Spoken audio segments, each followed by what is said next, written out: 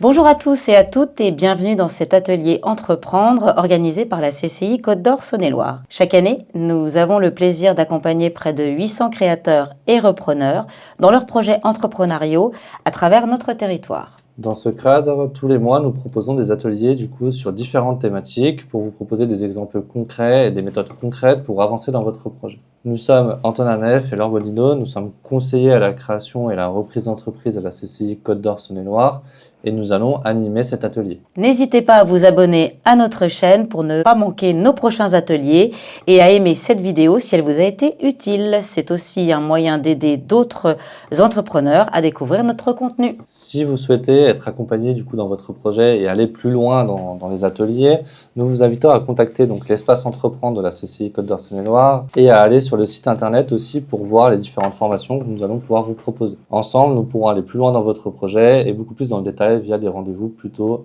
individuels et centrés sur votre activité. Partons maintenant sur l'étude de marché, notamment sur la première partie qui va concerner la macroéconomie. Tout d'abord, ce qu'il faut savoir, c'est que l'étude de marché intervient après le moment où vous avez défini correctement votre idée et à partir du moment où votre modèle économique est aussi bien défini. C'est aussi une étape importante qui va vous permettre de définir votre communication, votre marketing et puis toutes les étapes qui vont suivre, donc le financier et le juridique. Vous verrez ça par nos collègues dans les autres ateliers. Tout d'abord, mettons un peu de contexte. Qu'est-ce qu'un marché? Un marché est un lieu de rencontre globalement entre un produit physique. Alors, ça peut être un lieu de rencontre à la fois virtuel ou à la fois physique. Et c'est un lieu où ça va s'échanger des biens ou des services entre des clients et des vendeurs. C'est ce qu'il faut retenir majoritairement du marché. Dans l'idée, ce qu'il faut retenir aussi, c'est que le but de comprendre ce marché-là va vous permettre de mieux comprendre les tendances, de mieux comprendre vos consommateurs et de mieux comprendre les besoins qui sont affiliés à ces consommateurs-là. Ça va aussi vous permettre d'anticiper, d'intégrer cela à votre projet, de mieux comprendre votre concurrence et de mieux comprendre comment va évoluer votre marché par la suite pour vraiment grandir et avancer dans votre projet. Je l'ai dit dans la phrase, globalement, ce qu'il faut retenir ici, c'est d'anticiper et d'intégrer tout cela à votre projet, à votre future entreprise pour vraiment pouvoir évoluer et anticiper la demande des clients. Dans une étude de marché, on va avoir globalement 7 étapes. La première va être de comprendre les chiffres du marché, comprendre son environnement, savoir comment il évolue et pouvoir s'adapter par rapport à ça. Ça va être la deuxième étape de comprendre les tendances, de savoir qu'est-ce qui est populaire et qu'est-ce qui est moins populaire. Comprendre ensuite qui vont être nos cibles, qui vont être les clients, quelles sont leurs habitudes d'achat, leurs habitudes de consommation. Comprendre aussi le parallèle entre vous et le marché. Ça va être assez important de comprendre ça. De comprendre aussi la réglementation qui va toucher votre futur métier. Comprendre les acteurs existants aussi sur le secteur et enfin de pouvoir mettre en place une stratégie à la fois pour évoluer et aussi pour mieux anticiper vos objectifs futurs. Maintenant, je vais passer la main à Laure pour qu'elle puisse vous expliquer un peu l'exemple sur lequel on va s'appuyer lors de cet atelier. Donc l'exemple qu'on a décidé de prendre justement pour être un petit peu plus concret sur cet atelier, c'est l'exemple d'un food court sur la ville de Beaune. Un food court, c'est quoi ? C'est un hall type hall alimentaire où on va retrouver en fait divers restaurants et un bar central au milieu duquel les gens vont pouvoir venir se restaurer et choisir leur boisson. L'idée, c'est d'avoir un espace commun de consommation qui soit un espace convivial avec différentes formes de cuisine, différentes formes d'origine de cuisine, de plats cuisinés proposés par des restaurateurs indépendants. Voilà l'idée sur laquelle on a décidé de partir et qui va nous suivre, en fait, qui va être le fil conducteur de tout notre atelier. Voyons maintenant plus clairement ce que c'est une étude de marché. Alors, une étude de marché, en fait, elle va vous permettre notamment de comprendre, d'explorer. Ça va être un travail d'exploration pour comprendre le marché et pouvoir vous adapter aussi aux attentes des clients, notamment de faire le lien en fait entre les clients, leurs besoins et le produit ou le service que vous allez leur vendre. C'est l'idée principale du sujet. Il y a 4 choses dans un marché qu'il faut comprendre. Le premier intérêt, c'est de comprendre est-ce qu'il y a un potentiel de marché? Est-ce qu'il y a vraiment une demande? Est-ce qu'il y a vraiment quelque chose qui existe? Et quelle est-elle actuellement? Ensuite, on va essayer de comprendre ses clients. Qui vont être les clients? Quel est l'intérêt qu'ils vont avoir dans notre projet? Et ensuite, comment on va pouvoir nous se différencier par rapport aux concurrents qui existent? Alors, ça va être soit se différencier, soit essayer de les copier, c'est-à-dire de faire un peu comme eux, pour ensuite pouvoir jouer sur une stratégie un peu différenciée. Et enfin, le dernier point, qui va être aussi important, alors ça dépend tout à fait de votre projet, mais ça peut être aussi d'aller convaincre des partenaires qu'ils soient financiers ou commerciaux. L'intérêt de tout ça, à la fin, c'est de mieux vendre. C'est de vous permettre de vendre au mieux votre produit, au mieux votre service et surtout de vous vendre vous au mieux auprès des partenaires. On va s'appuyer majoritairement sur la première partie sur quels sont les outils dont je vais avoir besoin et sur quel site je peux m'appuyer pour aller faire des recherches. Alors il y a plusieurs choses qui existent, hein. Soit vous pouvez vous faire accompagner par des organismes qui vont vous aider en vous donnant des chiffres, en vous donnant des stats. Soit vous pouvez vous rapprocher aussi de cabinets d'études, hein, qui ont pu faire des études, mais du coup qui vont être payantes dans ces cas-là. Ou alors vous pouvez vous appuyer par un grand ami que tout le monde a, qui est Google, globalement, qui vous permet d'avoir quand même toutes les stats assez facilement et qui vous permet d'avoir déjà une première idée de l'existence du marché et puis de ces chiffres. On va regarder ça du coup pour notre exemple de food court. Donc je vais laisser Laure vous présenter un peu les chiffres qui existent actuellement sur le marché de la restauration. Donc au niveau des tendances nationales, au niveau des chiffres d'affaires donc de la restauration, on a constaté sur l'année 2023, nous sommes à plus de 179 000 restaurants, donc selon les derniers chiffres parus. On essaye toujours d'avoir des chiffres qui soient les plus récents possibles pour être le plus crédible possible au niveau de notre projet et surtout des investisseurs. Le ticket moyen en restauration en France est de 16 € au niveau de la salle, donc quand on est sur une restauration en salle, et il est de 23 € si on fait une commande en ligne. Pour qu'une activité de restauration soit vraiment rentable, la marge brute sur les produits solides doit atteindre entre 70 et 75% et 85% pour les produits liquides. Sur d'autres chiffres, on va aussi constater le coût des matières premières qui représente environ 34,2% du chiffre d'affaires des restaurateurs. Ça, c'est une source KPMG, Gira l'addition. Autre exemple aussi au niveau des tendances liées au marché de la restauration en France, on a constaté qu'en proposant donc des produits bio, on avait 70% des Français qui attendaient ce genre d'offres. Et concernant le public végétarien et végétalien, la population a augmenté de 8,4% entre 2015 et 2020. Autre tendance aussi que l'on constate, c'est sur la digitalisation. La digitalisation est également une opportunité puisque aujourd'hui, on a quand même 70% des chefs français qui sont présents sur Instagram et 47% des restaurants qui proposent une réservation en ligne. Enfin, on peut constater aussi une croissance du chiffre d'affaires en 2022 de 7% par rapport à 2019, ce qui démontre effectivement un regain d'intérêt des consommateurs pour la restauration. On constate aussi l'adaptation des restaurateurs aux nouvelles tendances de consommation telles les produits locaux, 66%, les végétariens 32% et surtout les options de vente à emporter 31%. On constate aussi la progression de 35% des services entre 2020 et 2021, ce qui témoigne d'une évolution des modes de consommation, en partie due au développement du télétravail et suite évidemment au confinement. Donc les restaurateurs pourraient profiter de cette tendance pour diversifier leurs sources de revenus et toucher un public beaucoup plus large, notamment en zone urbaine. L'expérience client, bien évidemment, donc, devient un facteur décisif, où 40% des consommateurs mettent en avant l'importance de l'expérience globale de service dans leur choix de restaurant. Et ce désir d'une expérience exceptionnelle se traduit par la recherche d'un service irréprochable, d'un menu attrayant, évidemment de normes d'hygiène et de sécurité alimentaire rigoureuses. Ce qui est très important aussi pour les consommateurs, c'est l'équilibre qualité-prix, d'autant plus aujourd'hui face à l'inflation et à la flambée des coûts des prix des matières premières. Pour faire une synthèse de tout ce que vient de vous dire Laure, globalement, l'intérêt, c'est de ne pas vous contenter d'une seule source. Vous pouvez les citer évidemment dans votre document, mais c'est important de se référencer avec plusieurs sources. L'intérêt premier, c'est éviter d'avoir des chiffres qui sont totalement faux, et c'est aussi de permettre de croiser l'information pour peut-être faire une moyenne du chiffre aussi, pour s'y retrouver et avoir quelque chose de plus réaliste avec le marché. Le deuxième point, c'est important aussi que vous l'ayez en tête, c'est que même si c'est en dehors de votre projet, une fois que votre entreprise est créée, il va être hyper important de rester en veille. Le marché il bouge tout le temps, il est tout le temps évolutif, les tendances aussi évoluent. On l'a vu ces 4 dernières années, ça a énormément bougé. Donc, soyez capable de rester en veille sur le marché. Ne dites jamais que ça n'arrivera pas. Il y a beaucoup d'entreprises qui ne croyaient pas à certains projets ou à certains marchés et au final, c'est arrivé. Donc, prenez toujours en compte cela et essayez de vous baser vraiment sur les tendances et sur les évolutions. Et enfin, c'est plutôt un conseil, essayez de prendre le bon virage au bon moment. C'est-à-dire oser, tenter, et essayer de prendre la tendance au moment où elle apparaît et non pas en retard de 1 an ou de quelques mois.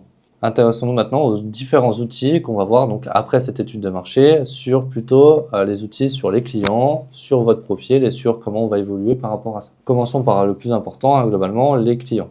Comment va-t-on segmenter les clients? Alors, les clients, l'intérêt c'est de pouvoir les découper en groupes de personnes qui ont en gros le même besoin qui vont attendre la même chose pour y répondre, qui sont prêts à payer le même prix, qui vont utiliser les mêmes canaux de communication, les mêmes canaux de consommation, pardon, et enfin qui vont, du coup, dans votre stratégie, être définis d'une certaine manière et qui vont correspondre à une offre particulière et pas à toutes les offres que vous allez proposer.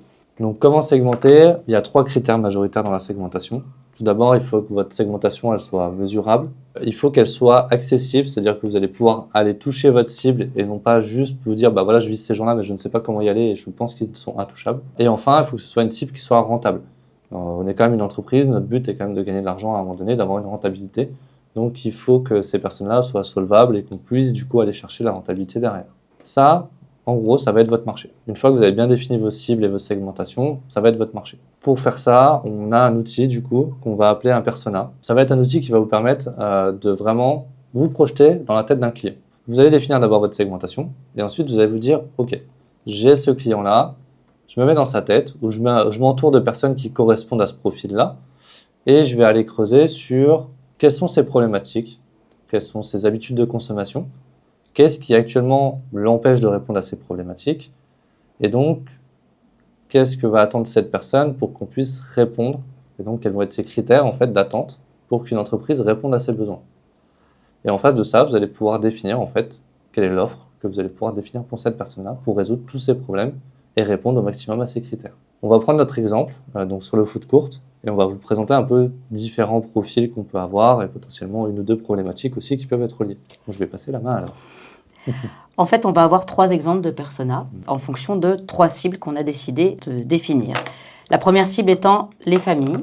La deuxième cible, ce sont les personnes seules, accompagnées, célibataires, en couple, peu importe, qui aiment sortir entre amis, qui ont envie de passer un moment convivial. Et puis la troisième cible, donc le troisième persona qu'on va prendre, ce sont les cadres qui souhaitent prendre un repas entre collègues ou avec des clients. Voilà donc les 3 personas. Et si vous voyez le slide, on a pris l'exemple d'Amandine. Donc voilà un petit peu comment on va s'articuler un persona. On a déjà le profil de la personne, son âge, son diplôme, sa situation maritale, la ville où elle habite, le métier qu'elle exerce. Après, on va essayer d'identifier, de réfléchir aux problèmes qu'elle a aujourd'hui en termes de restauration. Donc aujourd'hui, Amandine, elle ne trouve pas de restaurant avec une vraie carte pour son régime alimentaire.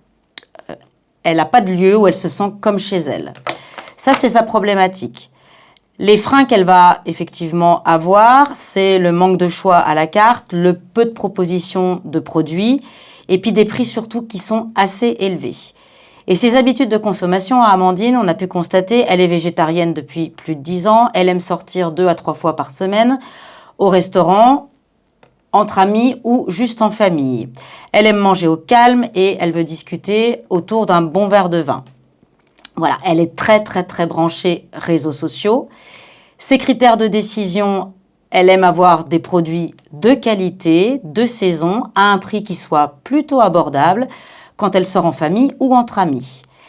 Elle aime surtout avoir une carte qui soit assez variée concernant les produits végétariens, ce qui n'est quand même pas toujours le cas aujourd'hui. Tout ça dans un cadre chaleureux.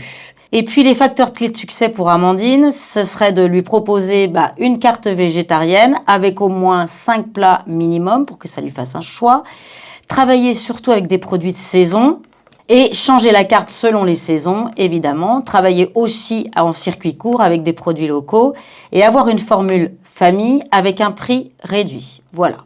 Donc voilà le type de persona qu'on va pouvoir travailler et qui va nous permettre justement de réfléchir à l'offre qu'on va pouvoir proposer en face. Ce qu'il faut retenir, alors ça va être un peu une phrase un peu bateau qu'on peut dire comme ça, ou ça fait un peu phrase de businessman un peu motivant. Mais l'idée, c'est que quand vous allez vouloir plaire à tout le monde, en fait, vous allez toucher personne. D'où l'importance de segmenter. Si vous visez absolument tout le monde, globalement, votre communication ne va pas être claire, votre message ne va pas être clair et votre offre ne va pas correspondre à un seul besoin, mais à plusieurs et peut-être du coup être moins efficace en termes de pertinence. Donc c'est important de retenir qu'il faut vraiment segmenter pour pouvoir toucher un maximum de personnes dans sa cible. Intéressons-nous à un 12e outil. Le 2e outil donc, va être un SWOT. Peut-être que certains en ont déjà entendu parler, c'est des sujets qu'on parle souvent en entreprise ou même dans les études pour certains. Donc cette matrice-là, en français, donc, va s'appeler un FFOM, globalement, donc pour force, faiblesse, opportunité, menace. Nous, la manière dont on va l'aborder, donc les forces et les faiblesses vont être abordées d'une manière à dire quelles sont les forces et faiblesses que j'ai moi en tant que personne pour me lancer dans ce projet-là. Donc, quelles sont les compétences, les connaissances, le réseau que je peux avoir, mais également les faiblesses que j'ai, c'est-à-dire peut-être les compétences que je n'ai pas encore, peut-être les connaissances que je n'ai pas. Et donc pouvoir un peu évaluer tout ça pour se projeter aussi et voir si déjà on a des choses à mettre en place ou non. Et sur les opportunités et les menaces, là on va plutôt s'intéresser au marché. On a fait une étude de marché avant, l'objectif c'est de retirer là-dedans quelles sont les opportunités en fait qu'on a détectées, sur quoi on va pouvoir s'appuyer pour vraiment lancer son activité, et quelles sont les menaces qui vont toucher le marché, sur lesquelles on n'a aucune main, c'est-à-dire très peu de contrôle, et donc sur lesquels il va falloir être vigilant tout au long de la vie de son entreprise pour pouvoir vraiment avoir un regard et être efficace aussi en développement. Comme le cas d'avant des personas, on va regarder un exemple du coup avec Laure sur le cas de notre food court et sur le cas des restaurants. Donc si je prends notre restaurateur qui veut se lancer dans la création d'un food court, je vais déjà mettre en avant ses forces, ses faiblesses, comme le disait Antonin. Donc ses forces, on constate qu'il a une expérience de 10 ans en tant que gérant de restaurant, donc c'est un milieu qu'il connaît particulièrement bien. Il est plutôt à l'aise avec le client parce que c'est quelqu'un qui aime beaucoup le relationnel, donc il est plutôt très à l'aise là-dessus. C'est quelqu'un de très organisé. On est aussi sur un concept complètement inexistant dans la ville et sur une innovation totale.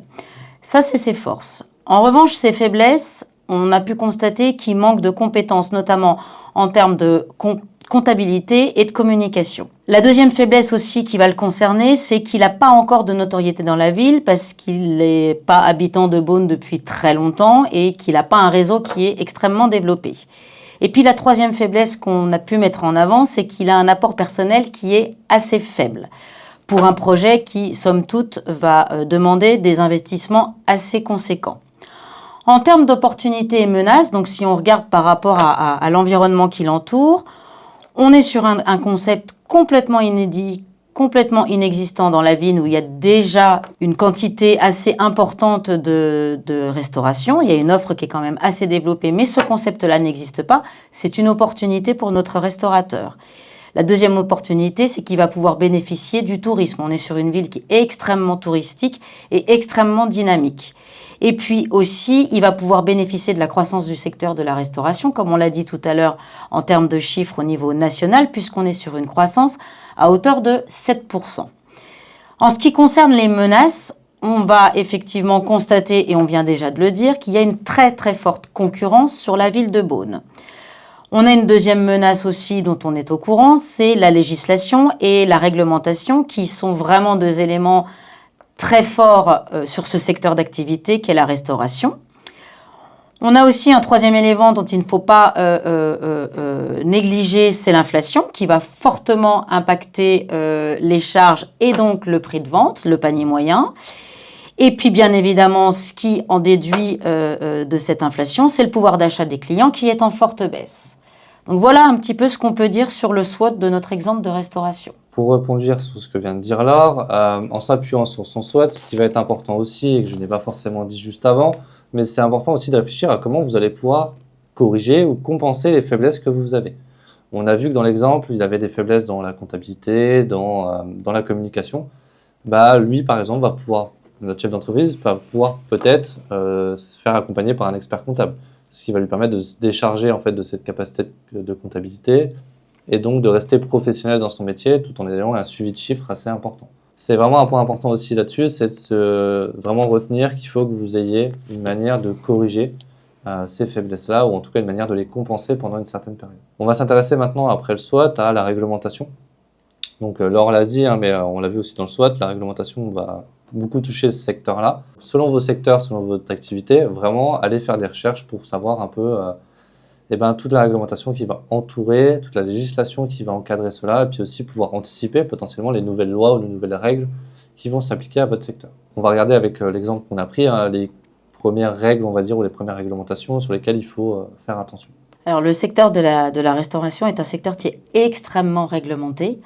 Donc la liste n'est pas exhaustive, mais on a déjà essayé de lister quelques règles dont il faut avoir la connaissance, notamment le permis d'exploitation qui est obligatoire, la licence 4, et puis les normes HACCP, puisqu'il faut aussi avoir la formation hygiène pour pouvoir exercer dans ce secteur d'activité. On va noter également dans cette liste, qui, je rappelle, n'est pas exhaustive, l'obligation d'afficher toutes les boissons non alcoolisées, et puis les prix qui sont obligatoirement aussi affichés pour le client. Voilà, donc je vous laisserai bien évidemment faire la suite des recherches, puisqu'il y a vraiment d'autres réglementations concernant ce secteur d'activité, et à chaque secteur d'activité, on va retrouver une législation spécifique et une réglementation spécifique. N'oubliez pas que parfois, selon les secteurs dans lesquels vous êtes, vous n'avez pas forcément de législation. Pour le coup, il y a encore des secteurs où il n'y a pas de réglementation, où la réglementation est très très faible, mais renseignez-vous malgré tout pour être sûr qu'il n'y ait pas une réglementation qui va arriver par la suite. C'est toujours important d'anticiper quand même ce qui va se passer dans votre marché. Intéressons-nous maintenant à un dernier pan, on va dire, vraiment de l'étude de marché, très important en tout cas, qui va être la concurrence. Donc là, l'idée, c'est de regarder un peu les acteurs qui sont présents sur le marché, de savoir un peu ce qu'ils font déjà actuellement, de connaître un peu leur activité, connaître potentiellement leur prix et faire bien la différence entre 3 types de concurrents. Vous avez les concurrents directs, c'est ceux qui vont faire exactement la même chose que vous. À peu de choses près, globalement, ils vont vraiment avoir la même activité. Ensuite, vous avez les concurrents indirects. Ils vont répondre aux mêmes besoins que vous, d'une manière différente. Donc voilà, c'est vraiment assez basique. Et ensuite, vous avez les concurrents qui vont arriver, ce qu'on appelle des nouveaux entrants. C'est des gens qui vont peut-être avoir eu la même idée que vous, mais qui vont arriver un peu plus tard que vous. Et bien ceux-là, il faut aussi les anticiper, parce que potentiellement, vous n'avez pas une idée forcément innovante ou géniale, ou en tout cas, votre idée peut être copiée, et donc dans l'idée, vous allez avoir de nouvelles personnes qui vont rentrer en concurrence. Différents facteurs à regarder chez les concurrents. Donc déjà, qui sont-ils? Où est-ce qu'ils sont implantés? Quels sont les produits ou les services qu'ils proposent? À quel tarif? Si vous n'arrivez pas à les avoir, du coup, vous pouvez faire des demandes de devis, potentiellement pour vos clients, en étant client, globalement. Quelle est la renommée, c'est-à-dire la notoriété de cette entreprise-là? Et est-ce qu'elle est présente ou non sur les réseaux sociaux? Et est-ce qu'elle a un site internet ou non? Ça va permettre de vous positionner aussi, de vous dire, si eux sont là-dessus, peut-être qu'il faut que j'y aille aussi, pour éviter d'être déconnant par rapport au secteur. Une chose importante, si vous ne trouvez aucun concurrent sur votre secteur, posez-vous des questions, vraiment, parce que ça veut potentiellement dire qu'il n'y a pas de marché ou qu'il n'y a pas de demande. Et donc à ce moment-là, il faut vraiment vous poser la question sur votre projet, sur sa viabilité. On va regarder tout ça du coup avec l'exemple qu'on a pris. Donc, je vais laisser Laure du coup vous présenter un peu une synthèse de ce qu'on peut avoir en termes de concurrence. Donc pour notre exemple de food court, on a joué les clients mystères et on est allé voir ce qui se passait dans d'autres restaurants donc de la ville de Beaune. Comme il y a énormément d'offres, on en a sélectionné 3. Le principal n'est pas d'en sélectionner 10, 15 ou 20. Sélectionnez-en 3 ou 4, mais sélectionnez-les bien et analysez vraiment de fond en comble tous leurs forces, mais aussi leurs faiblesses. L'objectif, en fait, de cette analyse, c'est de définir pour votre offre à vous un axe de différenciation. Donc, on a pris 3 restaurants, la Table du Square, le Caveau des Arches et le 21 Boulevard. Et à chaque fois, on a procédé de la même manière. On a regardé les produits ou les services qu'ils proposaient. On a surtout essayé de mettre en avant leurs forces, leurs faiblesses, les prix qu'ils pratiquaient et puis la stratégie de communication. Si je ne prends qu'un exemple étant le Caveau des Arches, je constate que les produits qu'ils proposent, on est plutôt sur une cuisine traditionnelle. La force de ce type de restaurant, on est sur un cadre atypique puisqu'on se trouve, comme son nom l'indique, dans un caveau, que le service est plutôt de qualité et que les plats sont également très qualitatifs. En revanche, au niveau des faiblesses, il y a une très mauvaise visibilité puisque, comme je viens de vous le dire, on est dans un caveau et que d'extérieur, on peut passer devant sans voir le restaurant. Au niveau des prix, on a constaté un panier moyen sur un menu entrée plat dessert de 38 € environ. Et puis la stratégie de communication, on a un site internet, bien évidemment on a un compte Instagram et on a un compte Facebook, tout ça étant alimenté très régulièrement par les propriétaires. Donc, une fois qu'on a fait cette analyse de la concurrence, on va, comme je vous le disais, essayer de trouver des axes de différenciation, l'objectif étant de proposer une offre qui soit complémentaire avec l'offre existante, mais de se différencier des autres pour pouvoir attirer aussi nos clients. Donc nos axes de différenciation, ça va se faire par les produits, par l'offre très différenciante puisqu'on va proposer des cuisines du monde et pas seulement une cuisine traditionnelle comme on va pouvoir trouver chez nos concurrents, un choix multiples et variés. Au niveau des forces, on est sur un concept innovant, donc une vraie nouveauté sur la ville de Beaune. On est sur un concept de qualité avec une grande diversité de produits. Au niveau des faiblesses, en revanche, la grosse difficulté pour nous, ça va être de se faire connaître sur une ville qui, effectivement, ne nous connaît pas ou on n'a encore pas réussi à développer notre réseau. En matière de prix, on va justement, pour contrer un petit peu ce que font les concurrents aujourd'hui sur cette ville, essayer de viser des prix qui soient un petit peu plus abordables pour attirer une clientèle différente et supérieure aux autres. Et en termes de stratégie de communication, on va profiter du fait d'avoir différents acteurs, c'est-à-dire différents professionnels indépendants qui chacun ont leur propre entreprise et chacun ont leur propre réseau de communication. On va essayer de profiter d'eux justement pour démultiplier la communication du réseau et donc du food court. En parallèle de ça, du coup, pour faire un peu pareil une synthèse et puis surtout vous donner quelques conseils pour votre analyse de concurrence, vous pouvez appeler des confrères, c'est-à-dire que vous pouvez aller sur d'autres régions que là où vous êtes et du coup les appeler pour échanger un peu sur concrètement qu'est-ce que eux proposent, comment ils fonctionnent par rapport à leurs concurrents et comment ils arrivent à se différencier un peu sur le marché. Ça peut être aussi pour des gens qui ne sont pas du métier d'aller faire un stage d'immersion. Souvent les entreprises sont assez ouvertes à ça, d'aller vous immerger du coup dans l'entreprise pour déjà voir si ça vous correspond ou pas. Si vous êtes capable de vraiment matcher avec le métier et puis aussi vous rendre compte un peu de la réalité du métier. Et enfin, on vous amène aussi à prendre beaucoup de recul par rapport à votre projet et puis beaucoup de recul par rapport aux concurrents. L'idée dans une analyse de concurrence, c'est d'être neutre. Il ne faut pas être dans la critique, il faut juste être dans un constat de ce que vous observez chez vos concurrents. Voyons maintenant le dernier point sur l'étude de marché qui va concerner donc qui est plutôt optionnel mais qui est toujours très très intéressant à exploiter notamment pour connaître son marché au niveau local majoritairement. Donc là l'idée ça va être de faire donc ce qu'on appelle un questionnaire ou une enquête terrain pour vraiment voir si les chiffres que nous avons analysés avant sont réels sur notre secteur ou est-ce qu'il faut que je les réajuste un petit peu. Comment va se découper une enquête? Globalement, ça va être surtout de bien faire un constat des potentiels clients qui existent et d'approcher un peu le sujet sur est-ce que les gens sont quand même intéressés par ce type de projet-là aussi. On va poser en fait différentes questions. Globalement, l'intérêt de ces questions-là, c'est surtout de s'intéresser à 5 points majoritaires. Le premier, ça va être de comprendre le profil des répondants, c'est-à-dire qui répond à ce questionnaire et qui vont être les personnes qui sont intéressées. Ensuite, on va s'intéresser à leurs habitudes de consommation. Ce qu'on disait avant, on s'est intéressé dans les personas à se projeter dans la tête de quelqu'un. Maintenant, on va essayer d'aller voir si cela se vérifie ou non avec les profils qu'on aura identifiés. Ensuite, on va regarder si les gens sont quand même intéressés ou non par notre projet. Parfois, ça peut faire un peu mal de se dire en fait, la majorité des gens ne sont pas intéressés, mais ça peut vous donner une prise de recul réelle sur est-ce que ça vaut le coup que j'y aille ou non. On va aussi s'intéresser dans cette partie-là à quelles sont les attentes de ces clients par rapport à votre projet. Qu'est-ce qu'ils aimeraient retrouver, quel prix, voilà, toutes ces notions-là. Et ensuite, on va s'intéresser du coup au budget qui sont prêts à louer par rapport à vos offres. Alors que ce soit des services ou que ce soit des produits, on va vraiment s'intéresser à ça majoritairement en prenant en compte qu'il ne faut pas fixer des prix déjà très, très établis, on va dire, dans le questionnaire, mais plutôt des tranches de prix pour vous laisser une marge de sécurité, pouvoir jouer avec les valeurs quand vous allez aller voir après vos fournisseurs ou d'autres personnes, et puis faire un vrai constat et pouvoir mieux matcher avec le marché et être rentable, c'est toujours la même solution derrière.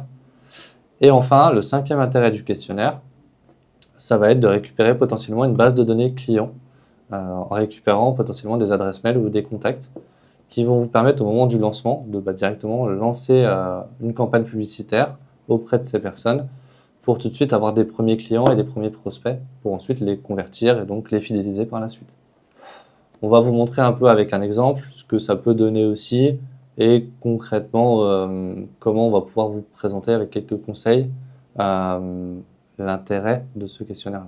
Donc l'idée, c'est de construire un questionnaire avec environ une quinzaine de questions. Donc on vous montre un exemple de questionnaire toujours sur notre foot courte qu'on va vouloir diffuser, qu'on va essayer de diffuser notamment sur les réseaux sociaux. L'objectif de ce questionnaire, c'est justement, comme le disait Antonin, d'analyser en local tous les constats qu'on a pu faire au niveau national. Vous pouvez déjà, un conseil, tester ce questionnaire auprès de votre entourage. Ça peut être une première porte d'entrée. Ça vous permet de le tester, de le faire lire et puis de récolter les critiques, si critiques il y a. Et puis d'adapter aussi le mode de diffusion selon la cible. Si vous ciblez effectivement des personnes âgées, vous allez éviter de diffuser ce questionnaire sur Instagram, mais plutôt sur Facebook. Et inversement, si vous ciblez des jeunes de 16 à 20 ans, privilégiez TikTok. Une fois que vous avez diffusé votre questionnaire, vous allez, à la suite des réponses que vous aurez eues, faire une analyse. Et le site Google Forms peut vous permettre justement rapidement d'avoir une analyse assez détaillée des résultats que vous aurez eus. En plus de ça, donc Google Forms, c'est là où vous allez vraiment faire votre questionnaire. Hein. C'est un conseil plus qu'une obligation, globalement. Mais l'idée, c'est vraiment d'utiliser ce site-là parce que si vous avez une adresse Google, globalement, tout est gratuit. Toute analyse est gratuite et tout le cumul des questions que vous allez avoir va se faire automatiquement. Vous n'avez pas besoin de reprendre à chaque fois un questionnaire par un questionnaire. Tout va s'agrémenter naturellement et donc ça va être plus facile pour vous. Cet atelier touche à sa fin. Merci à tous pour votre attention. Nous espérons que vous avez trouvé des réponses à vos questions ou que cela a suscité de nouvelles réflexions. Nous vous invitons à vous inscrire au prochain atelier pour aborder différentes thématiques et aller plus loin dans vos projets. Nous vous invitons aussi à vous faire accompagner par nos services si vous avez besoin pour aller plus vite dans votre projet. Nous vous souhaitons beaucoup de succès dans vos projets entrepreneuriaux. À très bientôt et n'oubliez pas de vous abonner à notre chaîne pour ne rien manquer.